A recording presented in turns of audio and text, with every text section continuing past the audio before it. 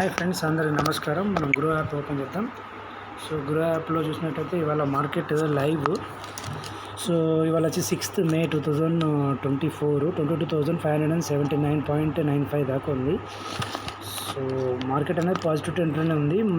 52 week high వచ్చేసి 22,794 ఉంది.